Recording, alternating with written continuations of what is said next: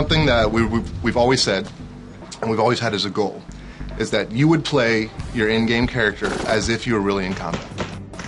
To date, I don't think there's really been a successful video game that representation, I should say, of what close quarters combat is like. Also, we're able to create much larger environments than we've ever been able to do before. We always had very, very small maps. Well, now these maps are going to be vast. You're going to be able to move through a city, move from one point to another, and never have to reload a level.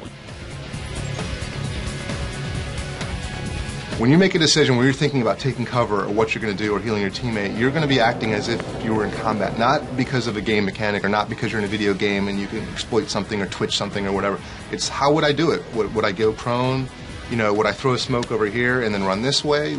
We want you to play the game as if you were in the real situation. Yeah, a lot of issues you see with some games, and 2X was guilty of it as well, was jumping, because in order to be able to get over obstacles that are a little higher than you, that was the solution for everything, to just jump. But that also led to exploits and unrealistic gameplay where you engage an enemy and people would start hopping around trying to avoid getting shot, and soldiers don't do that on the battlefield. We have the gamer who we're trying to satisfy and make a fun, exciting experience that's representative of the Army. In most games, you have a medic who comes over and, bless you my child, he suddenly heals you and then moves on.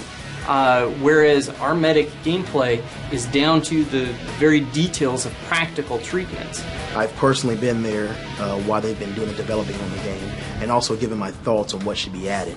So we have really taken the grasp of what goes on in medical training for a combat lifesaver or a 68 whiskey and put some of those training aspects into the game. This is as real as it gets. This is the real thing. It's nothing simulated. It's exactly what we do in training as a CLS or as a medic. In most games you see the character reach to an amorphous place somewhere on the body, and then the medic comes out of nowhere and slap it up. We've actually gone in and made a much higher detail version of that. I can see myself pull out my clip from my pal's vest, put it into my weapon. This is high realism at its best in a video game. The ballistic simulations in the game are very accurate. The data that we've acquired is real-world data, and not to mention the experience from the designers, actually firing the weapon systems, and the SMEs telling us how it should be. This game has a level of authenticity that's brought to it by our subject matter experts. An SME is a subject matter expert.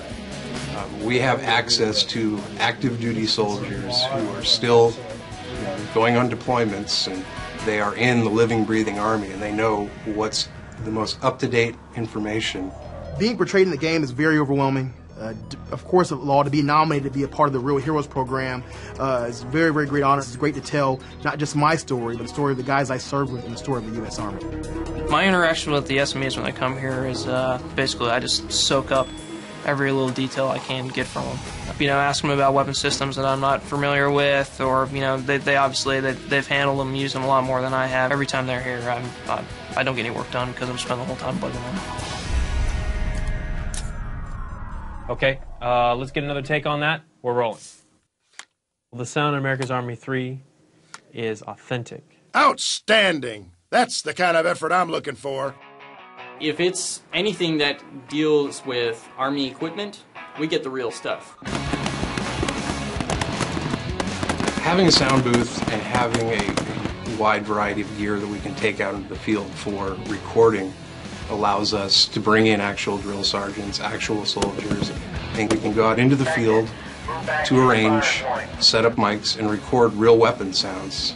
Actions being pulled, magazines being inserted and removed, explosions. We've gone out to the Picatinny Arsenal and recorded the M320, which nobody has at this point. The Army's just beginning to field it.